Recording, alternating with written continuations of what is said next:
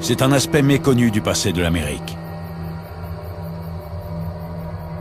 Un passé plus riche, plus étonnant que celui que nous pensions connaître.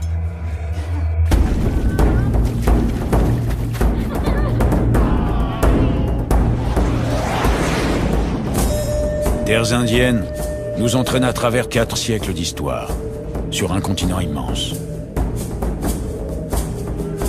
La chose la plus importante qu'un individu puisse posséder, c'est le pouvoir.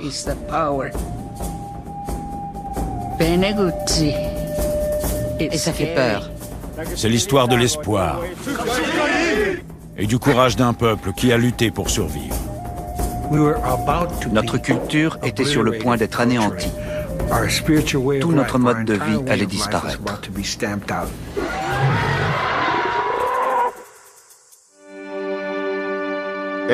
Toutes les tribus de ce pays ont vécu l'horreur absolue quand elles ont été confrontées à cet envahisseur. Nous avons fait subir une véritable purification ethnique aux Indiens du Sud-Est.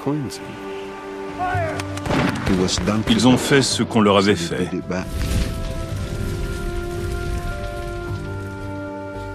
Mais en mieux. Du jour où les Européens ont débarqué, nous avons dû lutter par tous les moyens pour survivre. Découvrez cette facette de l'histoire américaine.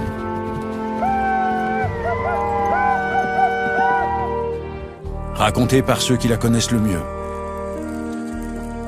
L'histoire de destins remarquables et inoubliables. The Master of Life has appointed this place for us to light our fires. And here we shall remain.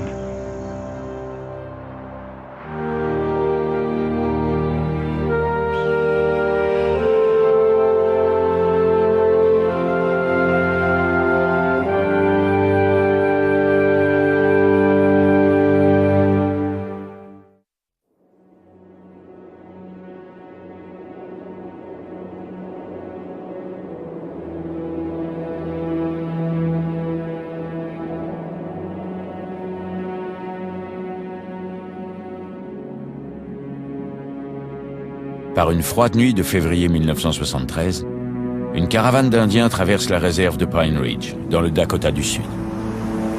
200 personnes se sont entassées à bord de voitures. Il y a là des Lakota Oglala de la région, ainsi que des militants du mouvement des Indiens d'Amérique, l'AIM. Ils font route vers Wounded Knee, site sacré du dernier massacre des guerres indiennes.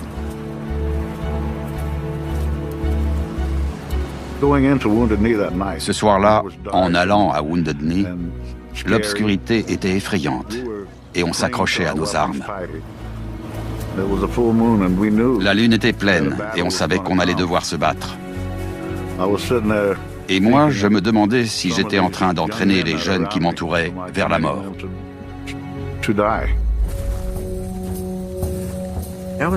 J'étais prête à faire ce qu'il faudrait pour changer les choses. J'avais des enfants, et c'est pour eux que je voulais me battre. Ils préparaient un mauvais coup. Pourquoi seraient-ils venus si nombreux, avec toutes ces armes et ces cocktails Molotov, si ce n'était pas pour se livrer à des actes de destruction? Dans les années 1970, les Amérindiens, autrefois maîtres du continent, sont devenus invisibles, relégués en marge de la société américaine.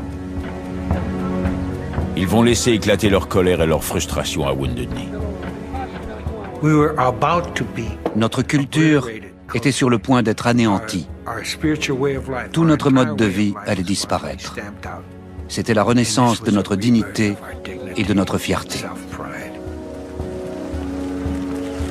Pendant 71 jours, les occupants de Wounded Knee vont repousser les autorités américaines l'arme à la main.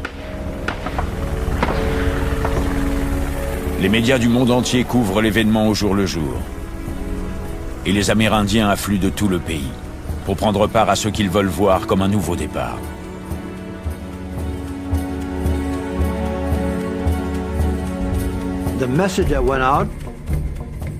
Le message, c'était qu'une bande d'Indiens pouvait affronter ce gouvernement. Tecumseh avait eu son heure, Geronimo, Sitting Bull, Crazy Horse. C'était notre tour. We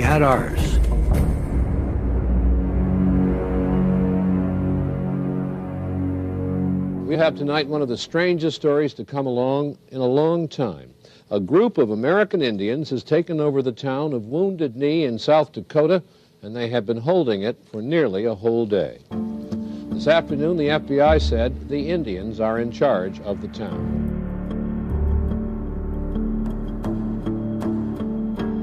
We had just finished eating our dinner, and so I looked out the window and I said, well, for heaven's sake, who opened the store? And they're carrying things out, bringing things out by the carload. And I was floored, just floored. Après avoir dévalisé le seul magasin de Wounded Knee, les manifestants envahissent une église et prennent en otage le prêtre et quelques habitants blancs.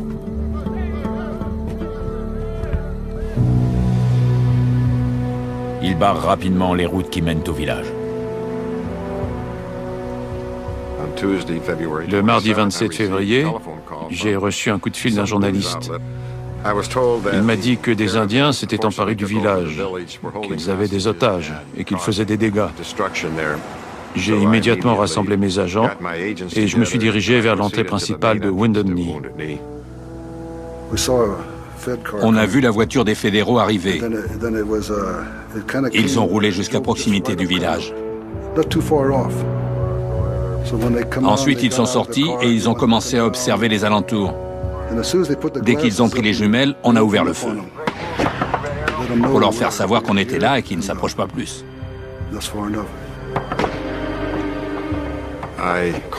Je les ai contactés par téléphone et je leur ai dit, écoutez, organisons une rencontre pour éviter que tout ça finisse en bain de sang. Il faut qu'on parle. Quand je me suis approché, j'ai vu tous ces fusils pointés sur moi. Je n'étais pas rassuré. Trimbach est arrivé devant le barrage. Il n'avait pas dormi de la nuit et il était à cran.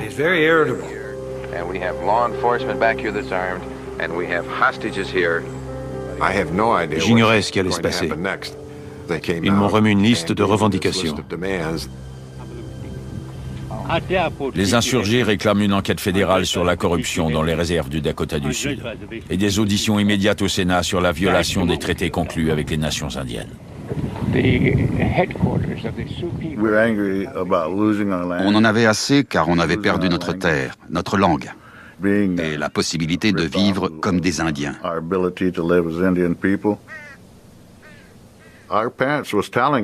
Nos parents nous disaient, il faut suivre la voie de l'homme blanc. Les traditions indiennes vont disparaître. Deviens chrétien, va à l'école et apprends l'anglais. N'apprends pas ta propre langue. On était prêt à donner notre vie pour attirer l'attention sur ce qui se passait en pays indien. Et on croyait vraiment qu'on aurait à donner notre vie. Ils ont aussi une autre requête, plus locale. Par le biais d'un interprète, le chef Lakota, Fools Crow, exige le renvoi immédiat de Richard Dick Wilson, président élu du conseil tribal de Pine Ridge. Wilson molest the Indians, sometimes threatening them and so forth. Before the son said we want him out of office, and there will be no trouble. Ma première réaction a été de dire « ce n'est pas de mon ressort. Il faut que j'en réfère à Washington ».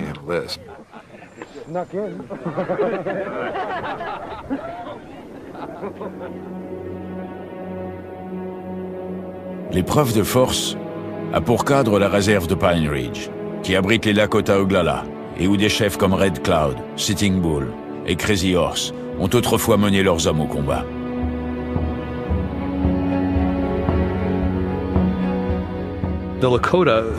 Les Lakota, que les Américains appellent les Sioux, sont de véritables icônes de l'histoire et de l'imaginaire américain.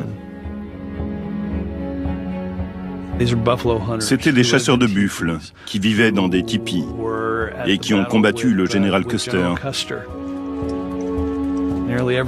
La plupart de leurs coutumes font partie de la représentation que les Américains ont des Indiens.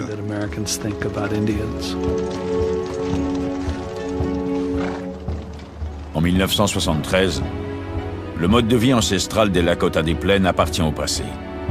C'est désormais le conseil tribal des Sioux-Oglala qui administre la réserve de Pine Ridge. Et là où les chefs traditionnels cherchaient le compromis, Dick Wilson gouverne d'une main de fer.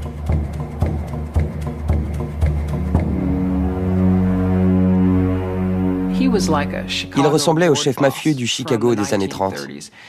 Un grand type massif qui ne quittait jamais ses lunettes de soleil et qui buvait beaucoup. Une fois élu, il a amené toute sa famille et tous ses copains avec lui et leur a trouvé des emplois fédéraux.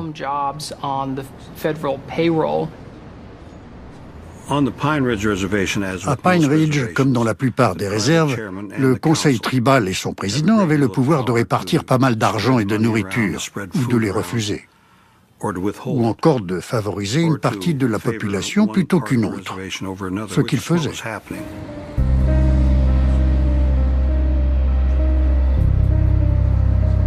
Wilson privilégie les métis assimilés, comme lui-même, au détriment des Oglala traditionalistes qui parlent leur propre langue, pratiquent leur religion et restent fidèles aux chefs ancestraux. Do you get any help from the tribal council?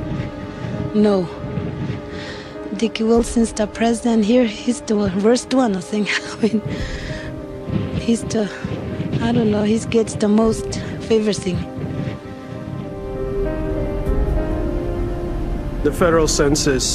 Dans toute la seconde moitié du XXe siècle, les recensements fédéraux montrent Pine Ridge comme la circonscription la plus pauvre des États-Unis. La situation de la réserve est au-delà de la pauvreté. Lorsque les Oglala traditionalistes dénoncent la corruption du conseil tribal, Dick Wilson répond par la violence. Il avait sa propre milice, les Goons, qui intimidaient surtout les non-métis, les traditionalistes. Ces sbires passaient les gens à tabac, et les rares qui portaient plainte étaient déboutés par le tribunal. Il contrôlait toute la réserve.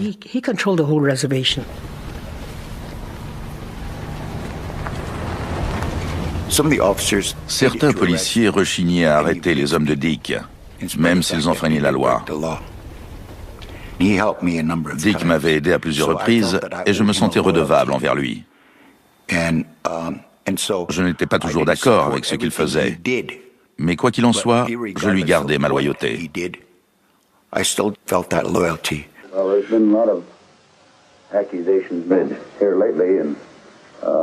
One in particular that upsets me is the fact that I am using a goon squad, so to speak.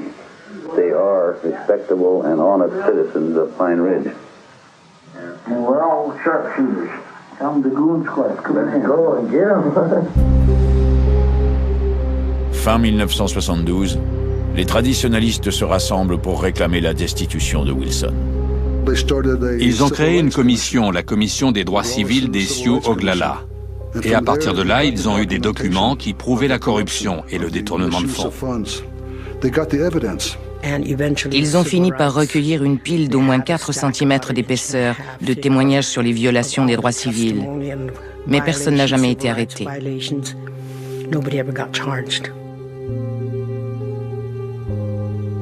Sous la pression des opposants, le conseil tribal organise une procédure de destitution en février 1973. Mais Wilson parvient à s'en sortir, en intimidant les témoins et en forçant la main aux membres du conseil. Beaucoup d'Oglala pensent qu'ils n'ont plus qu'un dernier recours. We've always been peaceful and pretty much mind our own business, making our living and raising our family. Law-abiding. Well, I believe that the time has come that we have to commit violence in order to be heard. I don't want to see anybody killed or anything, but the time's going to come when violence might have to be committed in order to wake the people up.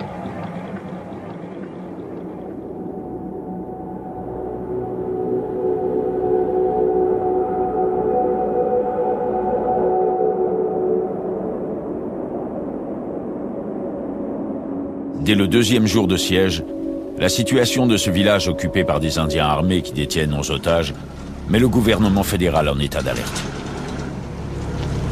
By this morning, the entire area was blocked off by police. There were roadblocks as far away as the Nebraska state line. On the far rise is roadblock 1. We have further roadblocks around the perimeter, which encompasses approximately a 15-mile area. Le directeur a dit, Trimbach peut avoir tout ce qu'il veut. C'était comme un chèque en blanc. J'ai donc envoyé des agents en Rapid City pour acheter tous les fusils qu'ils pourraient trouver, parce qu'il nous les fallait tout de suite. Après ça, on avait au moins des fusils en plus de nos armes de poing.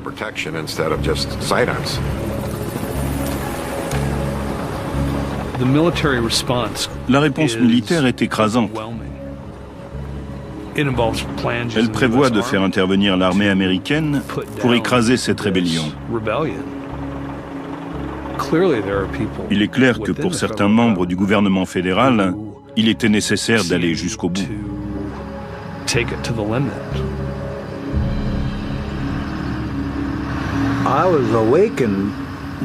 J'ai été réveillé par une sorte de grondement puissant. On a regardé autour de nous. On était encerclés par des véhicules de transport de troupes.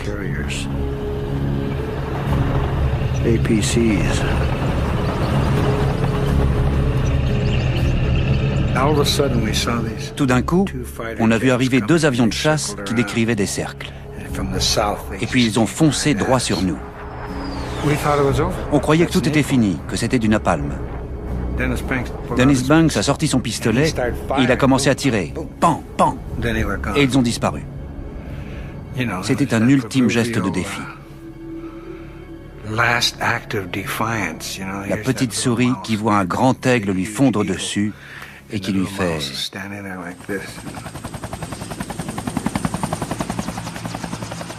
L'après-midi du deuxième jour, George McGovern et James Saburesque, les sénateurs du Dakota du Sud, se rendent sur place. Ils espèrent résoudre la prise d'otages et mettre ainsi un terme rapide à la crise de Wounded Knee. C'était une visite très médiatique, et tous les journalistes ont débarqué avec eux. C'est comme ça que la télé s'en est mêlée.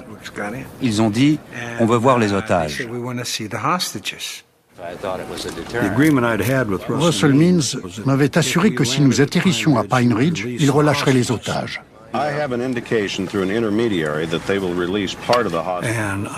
J'ai demandé où sont les otages. Vous avez accepté de les relâcher. Ils étaient juste là. Alors je suis allé les voir et j'ai dit, on vient vous sauver, vous pouvez partir maintenant.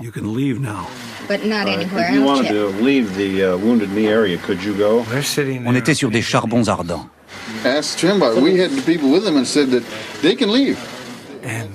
Et Madame Gildersleeve, la matriarche, a dit « Nous ne sommes pas des otages, nous voulons rester. C'est de votre faute si ces Indiens sont ici. Est-ce que vous les avez écoutés? Nous ne partirons pas, car sinon, vous les tuerez. » Comprenant que personne n'est retenu en otage, les sénateurs tentent de convaincre les insurgés de se rendre contre la promesse d'organiser des auditions sur les problèmes qui les préoccupent, un jour ou l'autre.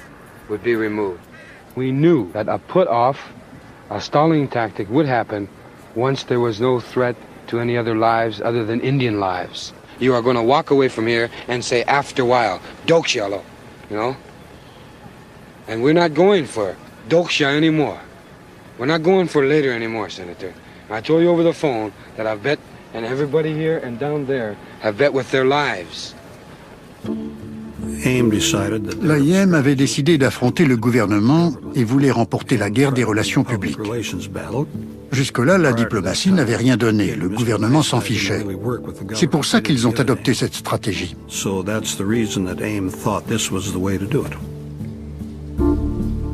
250 policiers armés cernent désormais le village de Wounded Knee. Je me sentais bien. C'est pour ça qu'on avait fondé l'AIM. C'était sa raison d'être. Résister au FBI, aux US Marshals et aux Goons, la police tribale. À l'intérieur, on était libre. Personne n'entrait.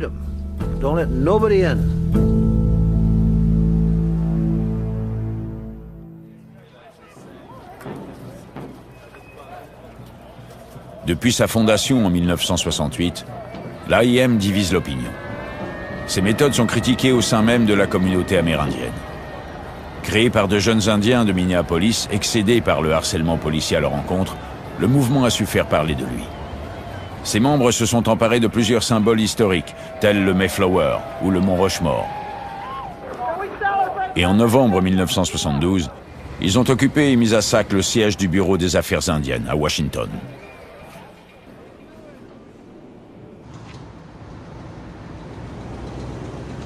Quelques semaines plus tard, début 1973, l'AIM poursuit sa campagne dans les villes bordant les réserves du Dakota du Sud. À l'époque, il y avait énormément de racisme, surtout dans les villes attenantes aux réserves. Un racisme tel que les Indiens étaient pratiquement invisibles.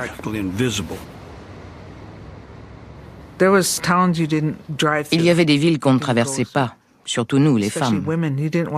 On ne marchait pas dans les rues des villes voisines toutes seules, parce que n'importe quel homme blanc pouvait nous importuner s'il en prenait l'envie. Quelques semaines avant l'occupation de Wounded Knee, un blanc tue un Indien près de la ville de Custer, dans le Dakota du Sud, à 80 km de Pine Ridge. Lorsque l'homme est inculpé d'homicide involontaire et non de meurtre, 200 militants de l'AIM manifestent leur colère. And you charge a white man premeditated murder. You charge him with second-degree manslaughter. And we ain't going for it anymore. And I know this whole damn town is an armed camp. Hey, listen, white man. I have had all the bullshit from your race as I can take. Et quand la police leur barre l'entrée du tribunal, ils forcent le passage.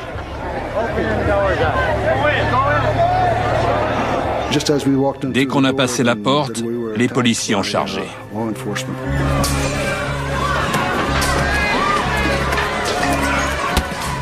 On était en train de se battre et ils me frappaient avec une matraque. Je m'en suis emparé et je l'ai utilisé contre eux. Moi, j'étais sur les marches. On a mis un type en sang, on lui a arraché son casque et on l'a frappé jusqu'au sang. Ensuite, on a traversé la route et on est allé chercher de l'essence à la station-service pour faire des cocktails Molotov et les balancer contre le bâtiment. Très vite, les murs ont pris feu. Les manifestants incendient le tribunal et saccagent la ville.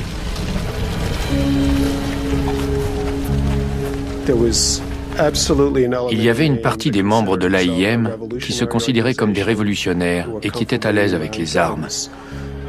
Ils adoraient l'idée d'être une organisation hors la loi et ils voulaient continuer. Les émeutes de Custer attirent l'attention des dissidents de Pine Ridge. 3 semaines plus tard, suite à l'échec de leur campagne pour la destitution de Dick Wilson, ils font appel à l'AIM. Demander l'aide de l'AIM est une idée séduisante, mais risquée. Parce que bien souvent, là où le mouvement passe, l'ordre trépasse. Lorsque les chefs traditionnels font intervenir l'AIM, ils savent parfaitement qu'ils n'ont aucun moyen de prévoir ce qui va se passer. Les Oglala ont épuisé tous les recours légaux. Ils comptent désormais sur l'AIM pour mettre un terme au harcèlement et aux intimidations de Wilson. Le mouvement peut rameuter du monde. Il a des contacts parmi les journalistes, des gens qui peuvent prendre l'avion et débarquer avec des caméras de télévision. Aucune des organisations nationales indiennes officielles ne peut en faire autant. Le mouvement des Indiens d'Amérique n'avait qu'une devise, n'importe où et n'importe quand. C'était notre tâche la plus importante, être là où il y avait de l'injustice et la dénoncer. Lors d'un grand meeting, les dissidents Oglala, 5 chefs traditionnels et des représentants de l'AIM élaborent enfin un plan radical. Ensemble, ils s'empareront du village de Wounded Knee, forceront Dick Wilson à démissionner et pour la première fois depuis près d'un siècle, porteront la question indienne sur le devant de la scène. The Oglala Nation is at a crossroads that can change the course of history for Indian people all across the nation. And I would like to ask that the chiefs listen very closely to what is being said here. Il y a eu un moment d'hésitation. Personne ne voulait se décider à nous soutenir. Et puis les femmes ont pris la parole. Helen Movescamp, fondatrice de l'Organisation pour les droits civils des Sioux Oglala, plaide en faveur de l'occupation de Wounded Knee. This has been going on for a long time before we invited the American Indian movement here. Because the people were scared, and they are scared of Dick Wilson and all his men. I don't see why all these people come from all over. I don't see why they can't take him and throw him out or throw him in jail or something, the way he's been terrorizing people here on a reservation. And I live in Pine Ridge at that gunpoint, but I'm not scared of them anymore. Elle insistait pour déclencher quelque chose. Et ça a marché. Oh, it did. Fool's Crow, le plus vieux chef traditionnel présent, est le dernier à parler. Allez-y, emmenez vos frères du mouvement des Indiens d'Amérique à Wounded Knee et faites acte de résistance.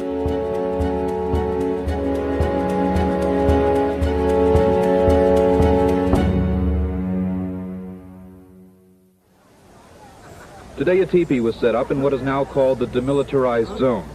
Both sides are meeting there to negotiate an end to the takeover, but the progress is agonizingly slow. Les négociations se sont poursuivies pendant presque tout le temps qu'a duré l'occupation. D'un côté comme de l'autre, on s'efforçait de trouver un accord. Les envoyés du gouvernement ne font aucune concession. Ils rejettent les revendications liées au respect des traités et affirment que malgré les accusations pesant contre lui, Dick Wilson est à la tête d'une nation souveraine et ne peut donc pas être destitué. Les pourparlers achèvent de s'enliser lorsque les insurgés exigent de rencontrer le secrétaire d'État américain. I understand they want Henry Kissinger out here. Do you think this is realistic? You think he'll come? Why not? You know, I don't see why the North Vietnamese should take precedent over the American Indian people. You know, we've been fighting this war for 400 years, and if he can spare the time to go over there, he should be able to spare the time to come here. But it would be correct to describe the current situation as an impasse. If there's such a thing as an impasse on an impasse, then that's what we have. Des représentants des départements de la justice et de l'intérieur reprennent les négociations. Mais un autre événement monopolise l'attention de la Maison-Blanche. Les prémices du scandale du Watergate. Il est évident que la Maison-Blanche n'était pas très attentive pendant le siège de Wounded Knee. Bien sûr, Nixon a envoyé des intermédiaires pour gérer la crise, mais il avait l'esprit ailleurs. Il essayait de survivre à cette affaire du Watergate. Les choses auraient pu être très différentes s'il n'y avait pas eu ça.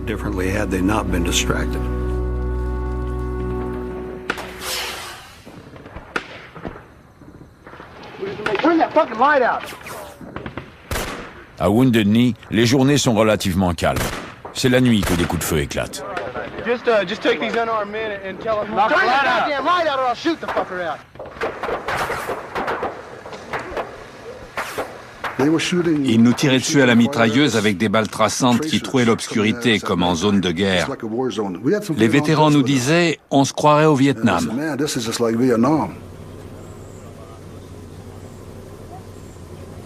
Il y avait une troisième force, en plus des militants indiens qui occupaient Wounded Knee et des divers agents fédéraux qui cernaient la ville.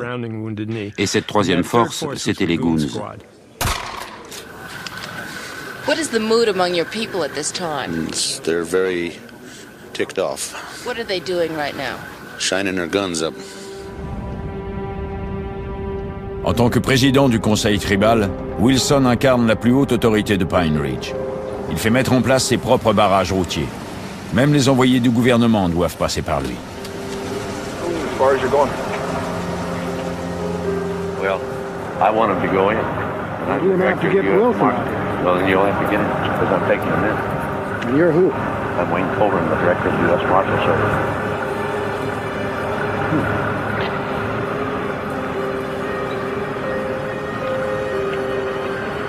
Well, what do you think? Should let him in?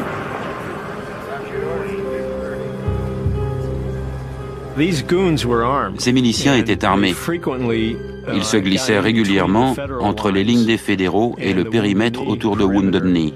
Et ils tiraient dans les deux directions pour provoquer des escarmouches. Ça les exaspérait que les fédéraux ne se décident pas à entrer dans Wounded Knee.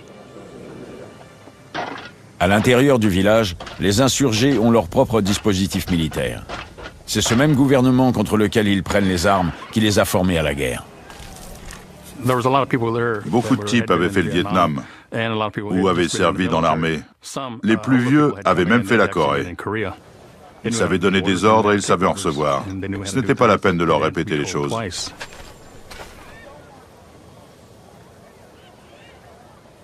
Je savais qu'on écrivait l'histoire pour notre peuple. Ça ne s'était pas arrêté au 19e siècle. On continuait à se battre. C'était mon sentiment. Je voyais ça comme un prolongement. Et c'est pour ça que je n'avais pas peur. Je n'avais pas peur.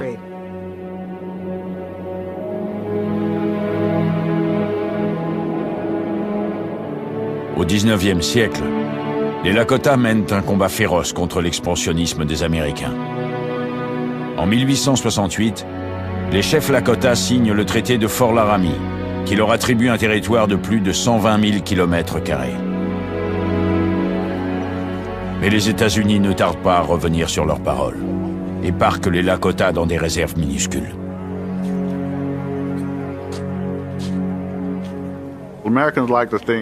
Les Américains se plaisent à croire que l'histoire des Indiens d'Amérique appartient au passé. Une seule génération me sépare du génocide de ma tribu. Et toutes les tribus de ce pays ont vécu l'horreur absolue, quand elles ont été confrontées à cet envahisseur. Pour certaines, c'est arrivé il y a près de 500 ans. Puis les Indiens ont traversé les plaines, et nous avons vécu l'horreur à la fin du 19e siècle, et nous ne l'avons pas oublié.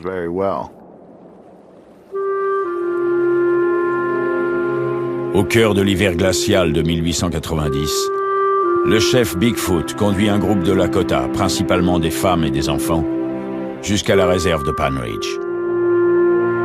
Le matin du 29 décembre, ils sont attaqués par l'armée américaine sur les berges de la Wounded Knee Creek. Mon arrière-grand-mère, Cathy Warbonnet, est une rescapée de Wounded Knee. Quand la fusillade a éclaté, elle s'est précipitée dans un fossé avec sa sœur Kakiksawi et elle a réussi à s'abriter dans des buissons. Elle a entendu des coups de feu et des hurlements, et après ça, un grand silence.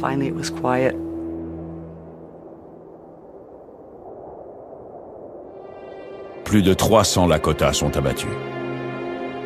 Après être restés 3 jours dans la neige, leurs corps sont jetés dans une fosse commune.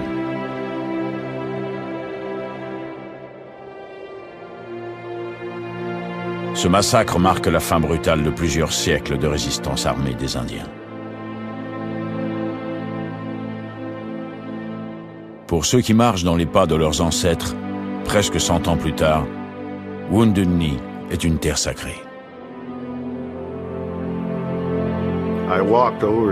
Je suis allé jusqu'à une ravine où j'ai cueilli de la sauge. Je me suis lavé et j'ai prié les ancêtres qui étaient là, dans cette ravine.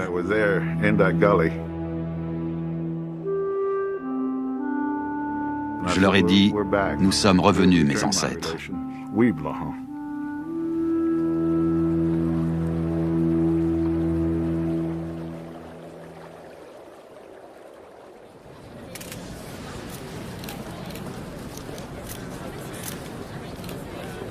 This is where the television crews await the hour-by-hour events in Wounded Knee. This privileged position is protected by the Indian chiefs. Clearly, the chiefs are anxious that this rebellion and its outcome receive as much publicity as possible. Il aurait été très simple pour les forces fédérales d'entrer dans Wounded Knee et de reprendre le village. Il y aurait eu des victimes, mais le gouvernement aurait sans doute considéré ça comme acceptable. Ce qui rendait la situation intéressante, c'est que les Indiens étaient protégés par une bulle de médiatisation et de honte. Parce que tout le monde savait que c'était le site du dernier massacre des guerres indiennes. Et la dernière chose dont avait besoin la Maison-Blanche, c'est d'un nouveau massacre au même endroit. Au bout d'une semaine de siège, les 3 chaînes nationales de télévision ont des envoyés spéciaux à Wounded Knee. Plus de 90% des Américains suivent la crise aux informations du soir. S'ils intervenaient et qu'ils nous tuaient tous, ce serait filmé et le monde le verrait, contrairement au massacre de 1890. Et s'ils décidaient qu'ils ne pouvaient pas nous assassiner devant la télévision, alors les journalistes étaient là pour raconter notre version des faits.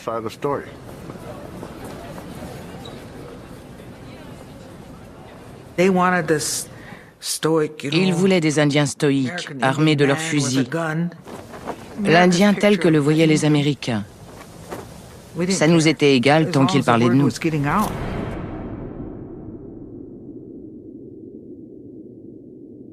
Après 37 jours de conflit avec les autorités fédérales, les Sioux de Wounded Knee, dans le Dakota du Sud... Il y avait beaucoup de monde, beaucoup de journalistes étrangers. Et ils présentaient ça comme un film de cow-boys et d'Indiens. Il fallait une confrontation, ça attirait les spectateurs. You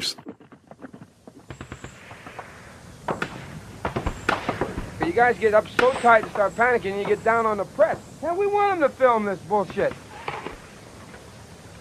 They all heard them fire first with that open up with automatic weapons.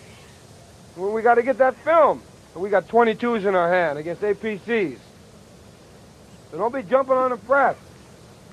The Justice Department. La situation dans le Dakota du Sud tient en haleine tous les Indiens du pays. Et si certains ont honte de cette action armée de l'AIM, la plupart sont solidaires. J'ai quitté l'école avec un copain. On a pris sa voiture pour aller du centre de la Californie jusqu'à Oakland. Et de là, on est redescendu dans le Dakota du Sud.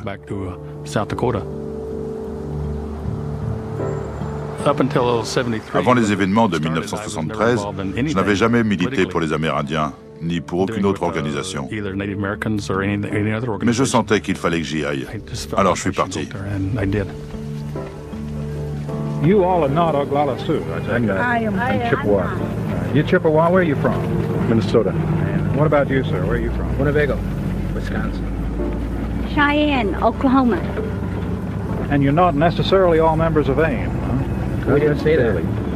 Oh, are you members of AIM? We didn't say that either. We're here to support our Indian people that are in Wounded Knee. Dans cette génération d'Indiens de la fin des années 60 et du début des années 70, beaucoup avaient été envoyés dans des pensionnats, eux-mêmes ou leurs parents. L'objectif explicite était de les éloigner de la réserve pour les priver de leur identité et de leur langue. Et là, tous ces Indiens pouvaient soudain voir à la télévision qu'il existait une autre voie, une autre possibilité. C'était galvanisant.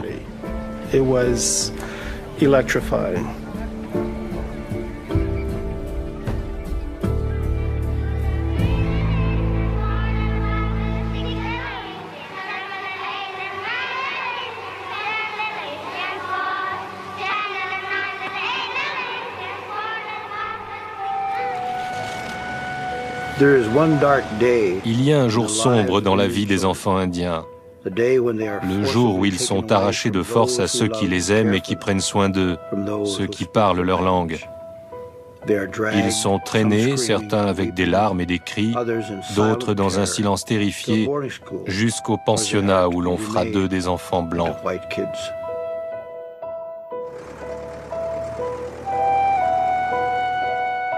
À la fin du 19e siècle, les guerres indiennes sont terminées.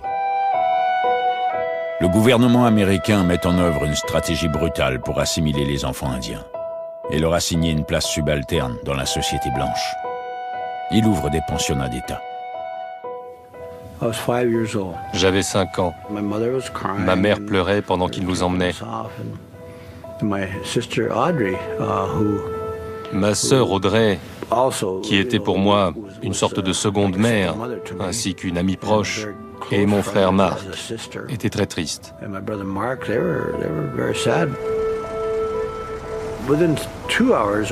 Au bout d'environ 2 heures, une fois les bus pleins, nous avons pris la route. C'était la première fois de ma vie que je quittais la maison. Et après, la nuit est tombée et nous sommes arrivés dans cet endroit.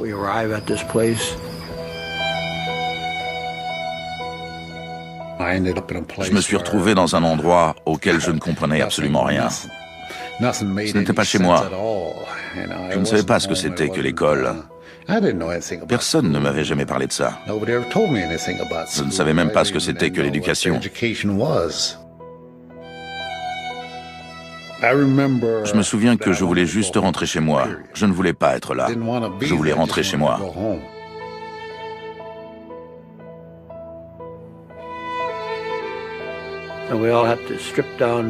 On a dû se déshabiller de la tête aux pieds et ils nous ont passés au DDT.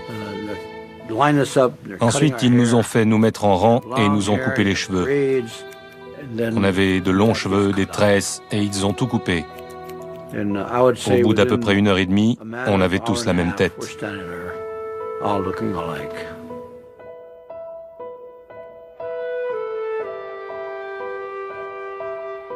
Entre les années 1870 et les années 1960, plus de 100 000 enfants indiens ont été envoyés dans quelques 500 pensionnats, disséminés à travers les États-Unis. Through the agencies of the government, they are being rapidly brought from their state of comparative savagery and barbarism to one of civilization.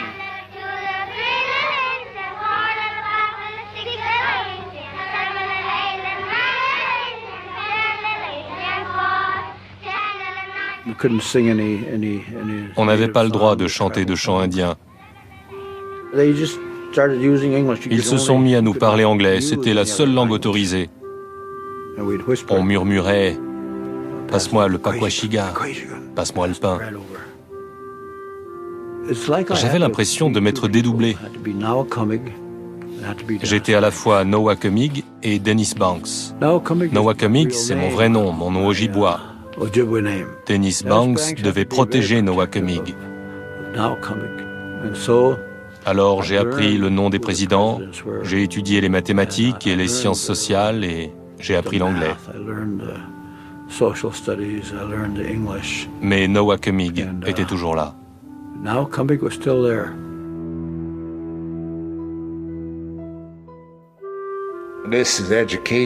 C'est l'éducation qui nous avait été promise, celle qui était garantie dans les traités. Sauf qu'en fait, c'était de la torture, du lavage de cerveau. Ils nous traitaient de toutes sortes de noms. Sauvages, imbéciles. J'étais battu parce que je ressemblais à un Indien, parce que je sentais l'Indien, et même parce que je parlais indien. Pour tout ce que je faisais.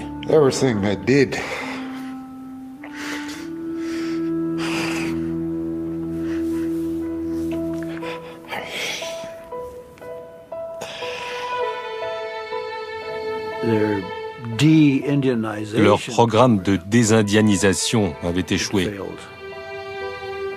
Mais il a eu des conséquences terribles. Il a détruit notre famille.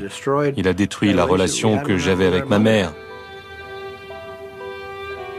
Je n'ai jamais retrouvé cette relation d'amour et d'amitié que j'avais avec ma mère.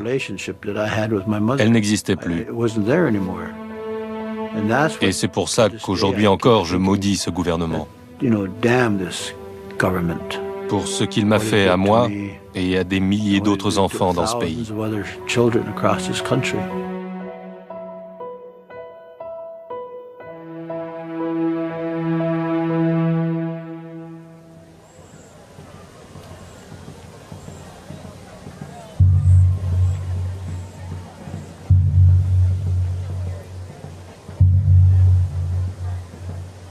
If the leaders at Wounded Knee are bent on violence, that is their concern. But I call upon them now to send the women and the children, both resident and non-resident, out of Wounded Knee before darkness falls tomorrow. Le gouvernement des États-Unis a envoyé un ultimatum aux occupants de Wounded Knee en disant que s'ils ne partaient pas avant telle date, la police les délogerait de force. We are going to reject any kind of conditions that pushes us out of the Wounded Knee area until all of the issues of the Oglala Sioux are met. J'ai dit à Dennis de le brûler. Et on s'est tous préparés à résister une dernière fois. On a peint le visage de tous ceux qui étaient là.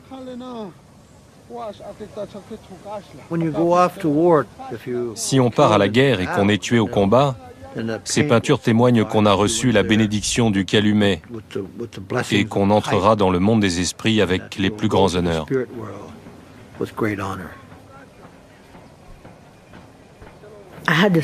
J'avais une petite pochette avec des franges minuscules qui ne contenaient qu'une balle.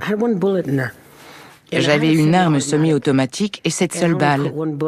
On m'a dit « Pourquoi une seule balle ?» Et j'ai répondu « Je vais attendre. Et si je pars, j'emmènerai quelqu'un avec moi. »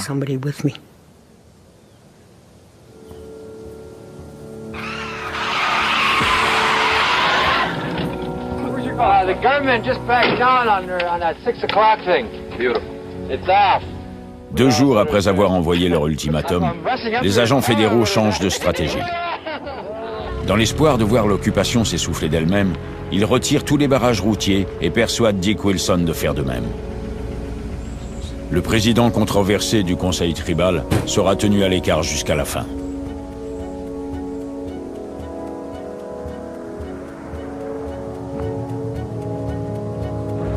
Mais dès la levée des barrages, les militants et les vivres affluent à Wounded Knee. Le 11 mars, plus déterminés que jamais, les dirigeants du mouvement font une déclaration surprenante. The leadership of the Oglala Sioux here present in Wounded Knee have declared Wounded Knee an independent country.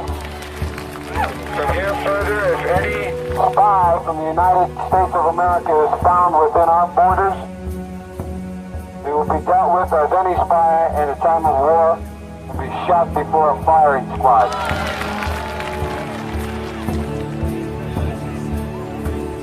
Le hameau de Wounded Knee devient ainsi la nation Oglala indépendante.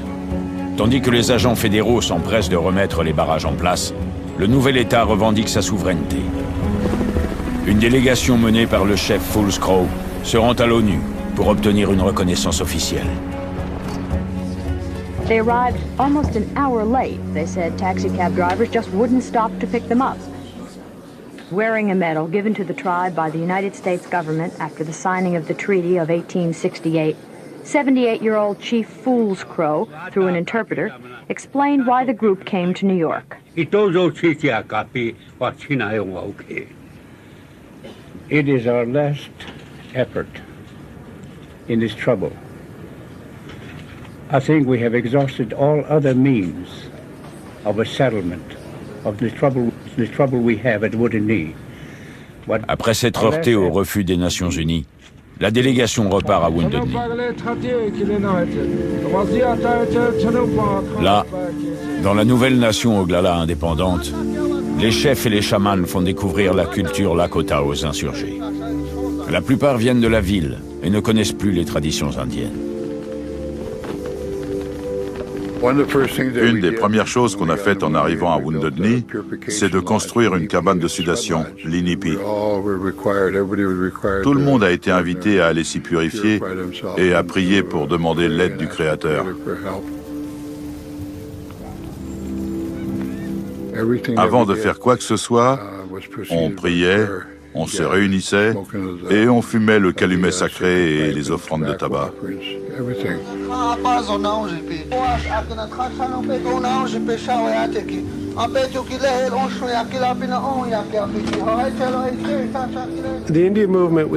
L'IM ne ressemblait à aucune autre organisation politique de l'époque, parce qu'il se définissait comme un mouvement spirituel.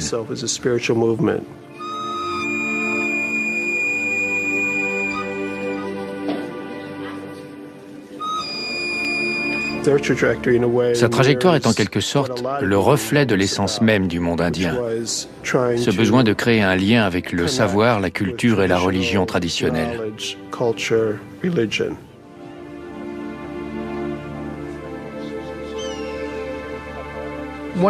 L'AIM s'efforçait entre autres de restituer leur identité première à tous les Indiens. Qu'ils soient en ville ou dans les réserves, qu'ils parlent ou non la langue, s'ils étaient indiens, ils pouvaient revenir dans la tribu.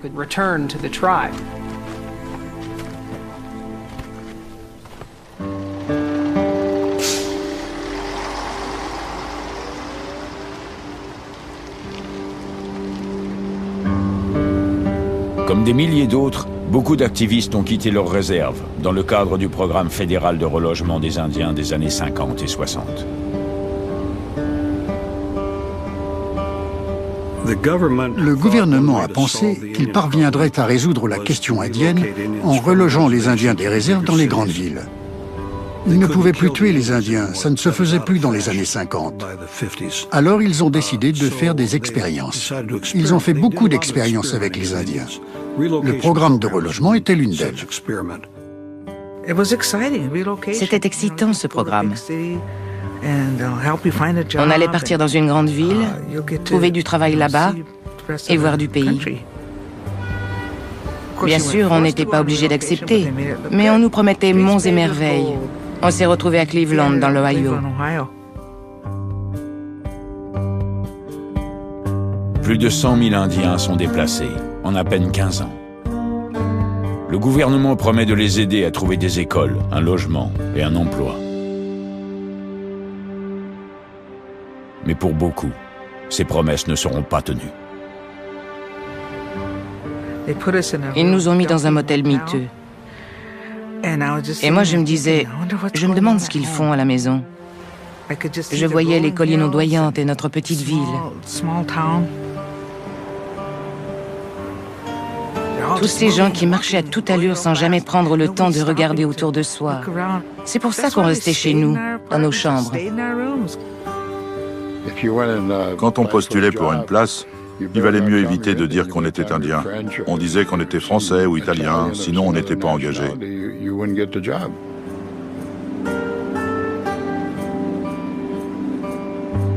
Au début des années 1970, la moitié de la population indienne vit en ville.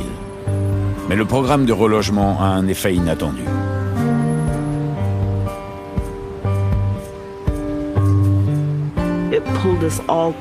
Ça nous a beaucoup rapprochés.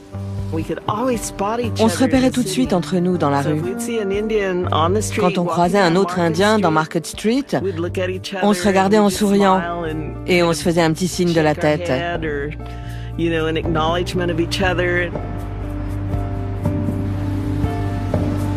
La tribu n'avait pas d'importance, on était tous Indiens. On était de la même race.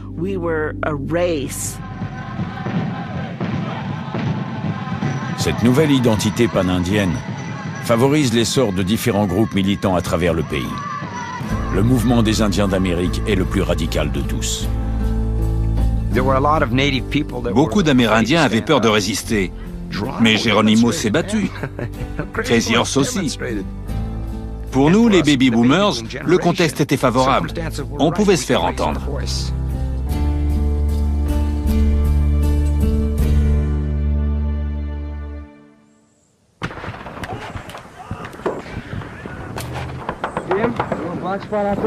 Sur la durée totale du siège, les forces fédérales feront pleuvoir plus de 500 000 balles sur le hameau. Très vite, il commence à y avoir des blessés. The Wounded Knee apparently has a wounded party. It really don't bug me that much. I really don't mind getting shot. We are willing to sacrifice our lives for our children so they will not have to grow up in the society we grew up in today. Milo and myself got hit. Milo et moi, on a été touchés. We knew that no one was. On savait que personne ne sortirait totalement indemne de cette histoire. Go through this. Il y aurait forcément d'autres victimes.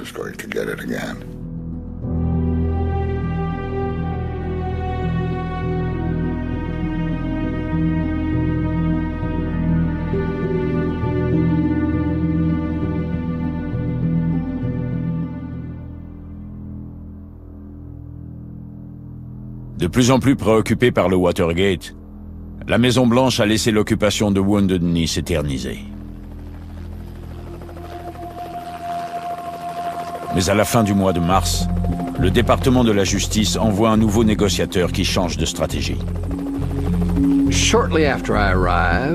Peu après mon arrivée, le mode de vie des occupants de Wounded Knee a quelque peu changé. On leur a coupé l'électricité et on les a également privés d'eau. Ken Frizzle s'attaque ensuite au principal soutien des insurgés. Il intime aux journalistes l'ordre de quitter la ville. Y'all get back to the cars, okay? Just get back to the cars till we get the word. Don't touch my hand either. Just get back to the car till we get the word. I frankly think that the barring of the news media has had an effect on negotiations. A positive effect from the government's point of view, because all of a sudden, tout d'un coup, les occupants de Wounded Knee ne pouvaient plus se voir en train de chevaucher un poney en agitant un AK-47 en direction des agents américains.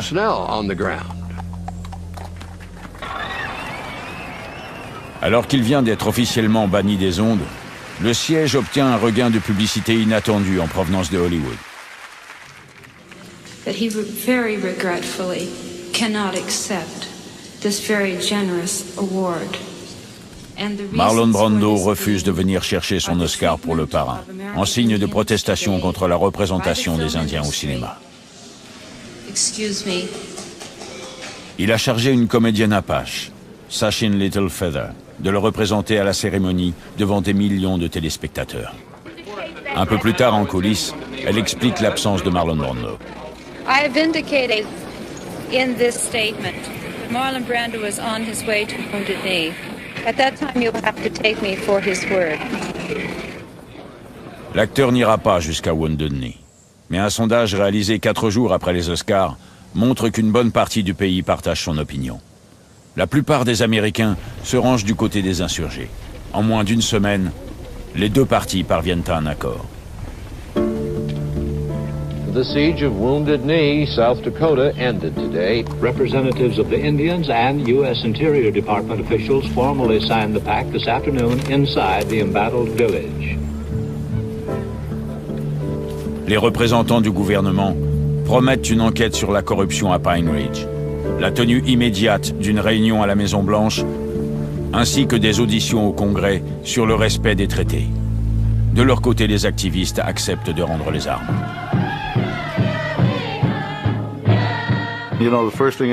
Dans ces cas-là, les Indiens jouent du tambour. On s'est mis à jouer du tambour, à chanter des chants de victoire, à crier et à applaudir.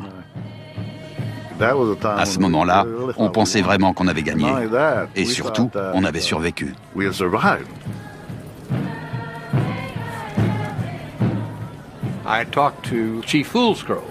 J'ai parlé au chef Foolscrow, un ancien et un pur Lakota. Et je lui ai proposé un tour dans mon hélicoptère s'il obtenait de ce jeune Indien qu'il me laisse monter son poney. Il était enchanté, et moi aussi, quand je suis parti en galopant à cru sur ce poney.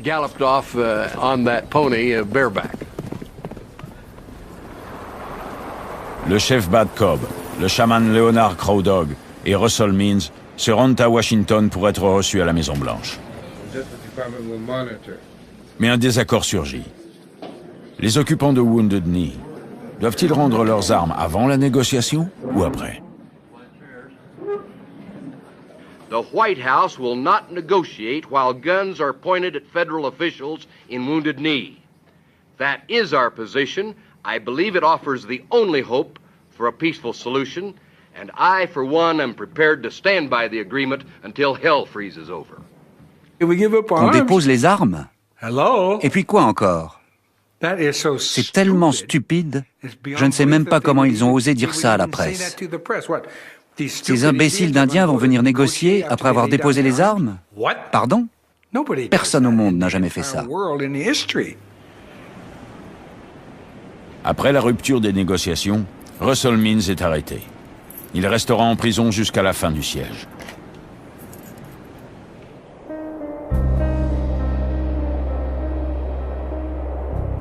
fun and games, so far as I'm concerned, are over. A United States Marshal has been seriously wounded. Many of the some 300 persons in Wounded Knee are sick with bad colds. Doctors here report at least 15 persons have pneumonia. The garbage is piling up. The food is running short. 1 meal a day is now the rule, and that's not much of a meal. Un jour, un des types est arrivé avec un énorme sac sur les épaules.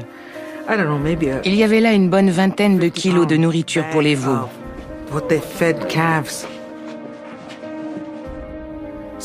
Eh bien, on a tout mangé. On a fait des pancakes, on a utilisé ça comme de la farine.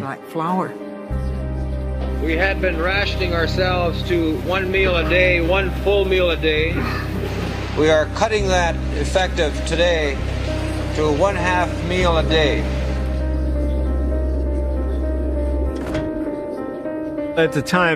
À l'époque, je vivais tranquillement à Boston et je suivais l'histoire de Wounded Knee aux infos, comme tout le monde.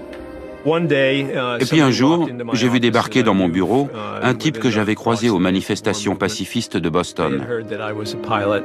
Il avait entendu dire que j'étais pilote et il cherchait quelqu'un qui puisse forcer le blocus fédéral pour leur apporter de la nourriture. If there's any plane comes by here today, we don't want anybody taking any pot shots at them things because it's going to be making a food drop to us today. On a décollé de Rapid City, dans le Dakota du Sud, à 3 heures du matin. On a survolé Wounded Knee pendant 40 secondes, le temps de larguer la cargaison, et on est reparti. 900 kilos de nourriture ont atterri dans le village. On a d'abord cru à une attaque. On a cru qu'ils nous gazaient. Parce que les sacs de farine avaient explosé et que ça faisait un grand nuage blanc. Mais tout d'un coup, on s'est rendu compte que c'était de la nourriture. Et on était tous dehors en train de ramasser les sacs quand le FBI a ouvert le feu. La veille au soir, un certain Frank Clearwater est arrivé au village avec sa femme enceinte. Ils ont fait tout le voyage depuis la Caroline du Nord en autostop. Il avait apporté son propre flingue, un grand fusil de chasse à canon long. Il sortait tout droit des collines. Il a dit qu'il était Cherokee. Il ressemblait à un trappeur. Ils avaient des paquets de cigarettes, une denrée très recherchée, parce qu'on était tous fumeurs à l'époque. Et nous, on fumait de l'écorce de cerisier et d'autres végétaux. Mais eux, ils avaient de vraies cigarettes. Frank Clearwater en a allumé une et on se les passait en cercle, comme une sorte de communion. Quand la fusillade éclate, le jour du largage de nourriture, Frank Clearwater se réfugie avec d'autres dans une église. Alors que chacun s'aplatit de son mieux contre le sol, une balle traverse la cloison en plâtre et atteint Clearwater en pleine tête.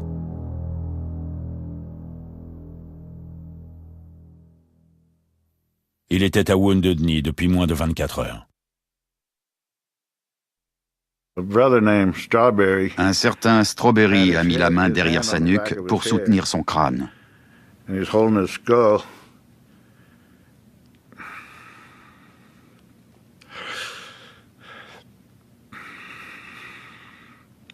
Moi, j'ai mis la main sur le dessus de sa tête pour que son cerveau ne sorte pas du crâne.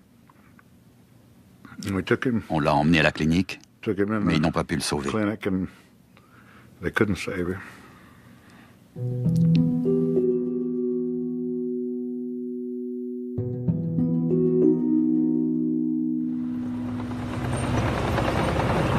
Cette première victime renforce la détermination du gouvernement à mettre un terme au siège. À la mi-avril, une unité se prépare dans une base militaire du Colorado. Des fuites dans la presse révèlent que les autorités ont prévu d'entrer dans Wounded Knee avec des hélicoptères blindés et des grenades lacrymogènes. La Maison-Blanche et le département de la justice craignaient de voir la confrontation s'éterniser tout au long du mois de mai et jusqu'à l'été. On m'a dit que les campus universitaires n'allaient pas tarder à se vider et que tous les étudiants en quête d'aventure s'introduiraient à Wounded Knee. On m'a laissé 10 jours.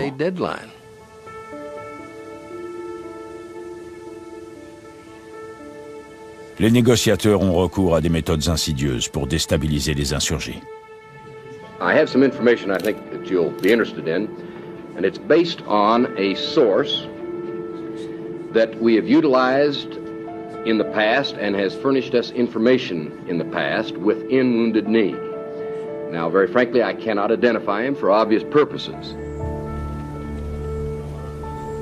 Il y avait certainement des espions à Wounded Knee. Le gouvernement américain avait infiltré le mouvement des Indiens d'Amérique, comme toutes les autres grandes organisations politiques de l'époque. L'AIM savait qu'il était infiltré. Ça faisait partie du plan du FBI. Le but était à la fois d'obtenir des informations et de semer le doute dans l'esprit des membres du mouvement pour qu'ils deviennent parano et s'accusent mutuellement. What is that? What did you point at me?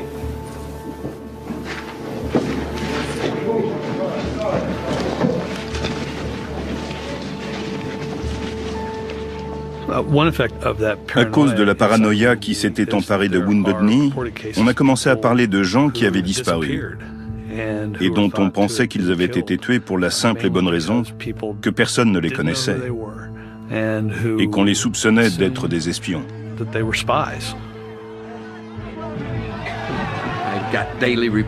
J'avais les rapports officiels et ceux de nos informateurs. Ils m'étaient transmis par le conseil tribal et par le FBI.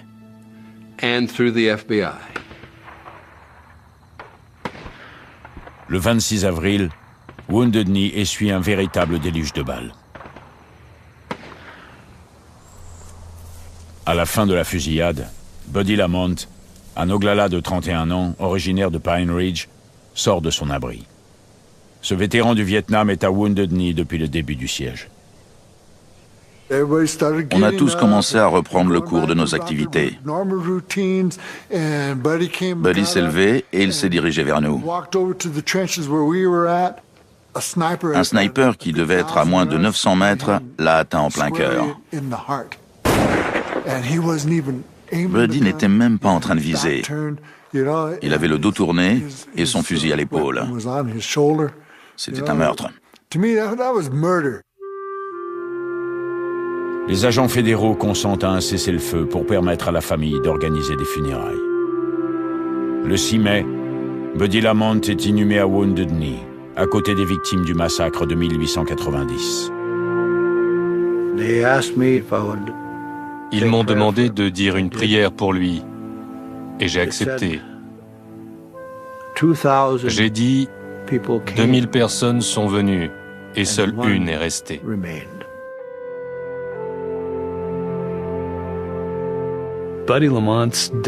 La mort de Buddy Lamont a porté un coup final à la plupart des occupants de Wounded Knee, en particulier aux Oglala de Pine Ridge.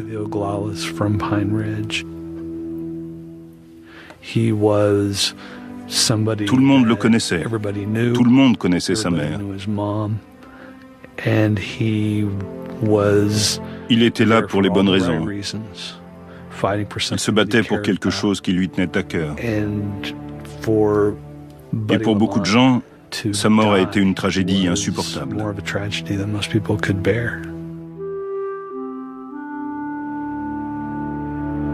Fools Crow et les autres chefs Oglala en ont assez. Malgré les objections de l'AIM, ils insistent pour mettre fin au siège. Le 8 mai 1973, après 71 jours d'occupation, Wounded Knee est évacué. Lors des derniers pourparlers avec le gouvernement, les dirigeants de l'AIM acceptent de déposer les armes et de se rendre. Mais beaucoup d'insurgés ont d'autres projets. On a dit au chaman qu'on voulait partir avec nos armes. Il a répondu, « Ce soir, on fera une cérémonie de prière. » Alors on a prié toute la nuit. On a chanté un chant du mouvement des Indiens d'Amérique, un chant d'honneur et de commémoration.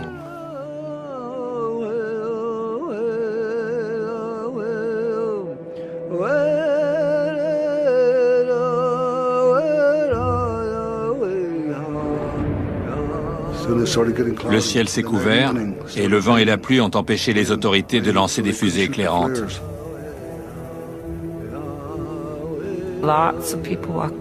Beaucoup de gens ont réussi à partir. Les esprits nous ont grandement aidés. C'est la chouette qui nous a fait sortir. Chaque fois qu'elle ululait, on marchait vers elle. Et on est passé sous le nez des fédéraux.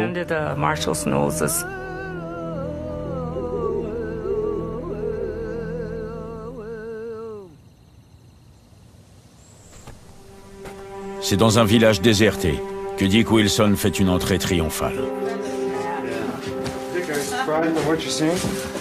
I expected this. Why?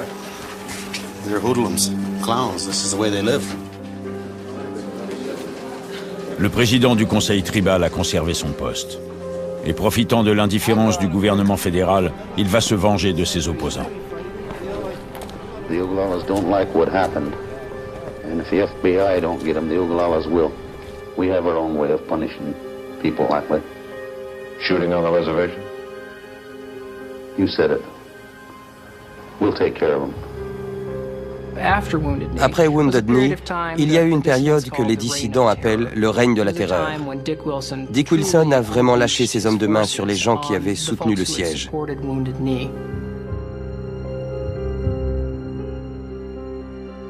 En 3 ans, 2 agents du FBI et plus de 60 partisans de l'AIM sont tués. Pine Ridge affiche bientôt le taux de meurtre par habitant le plus élevé du pays. Pendant que la réserve s'enfonce dans la violence, les autorités s'attaquent à l'AIM devant les tribunaux.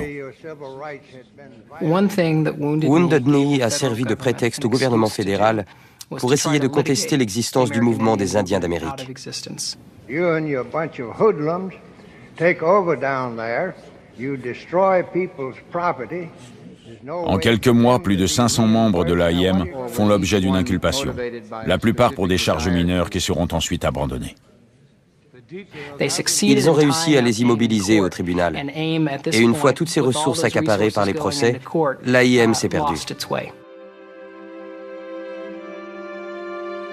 Le mouvement cède à la confusion et à de violentes querelles intestines.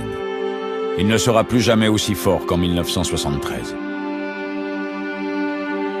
Mais les espoirs suscités par le siège ont une forte résonance.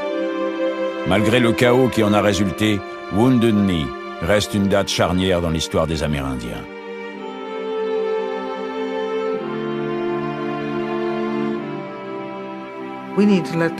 On devait montrer au reste du monde ce qui se passait. À 2 États de là, ils ne savaient rien des Indiens. Nous étions invisibles. C'est nous qui avons soulevé le rideau sur la question indienne.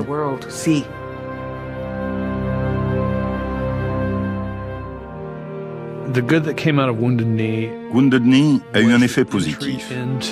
Ça a fait entrer dans la vie politique amérindienne des gens totalement nouveaux, qui n'avaient jamais fait entendre leur voix. Ils ont appris qu'on pouvait s'attaquer aux problèmes et créer des opportunités.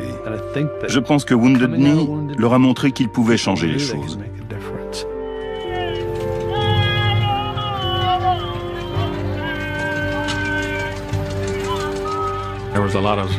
Beaucoup d'entre nous se sont dit « Nous sommes importants et nous pouvons agir au sein de notre peuple, de notre tribu et de notre foyer. » Je n'ai pas repris ma vie d'avant. Je me suis dit que je pouvais peut-être faire quelque chose, non seulement pour mon peuple, mais aussi pour d'autres gens.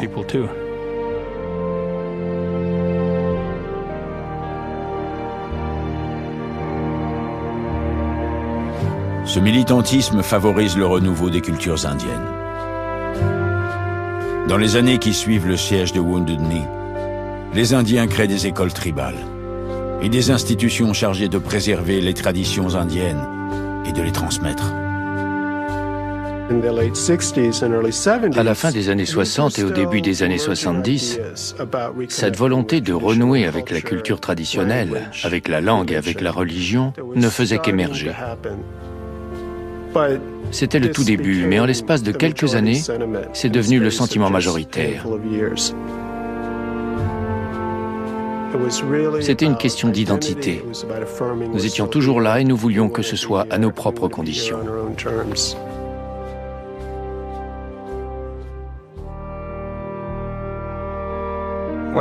Ce qui s'est passé dans les années 60 et 70 n'est que la prolongation de ce qui s'est passé avec le roi Philippe ou avec Crazy Horse.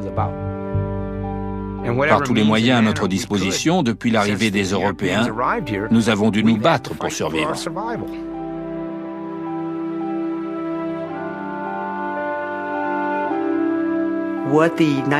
Grâce à l'occupation de 1973, les gens ont commencé à dire « Nous sommes Indiens et ce n'est pas un crime. Nous devons être ce que nous sommes. »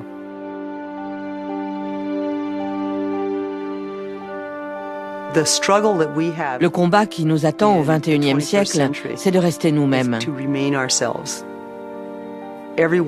Chacun d'entre nous doit faire le nécessaire pour rester Lakota, pour rester Indien, et pour instruire nos enfants et nos petits-enfants, afin qu'il y ait encore des Indiens assis dans la cabane de sudation ou participant à la danse du soleil dans 1000 ans.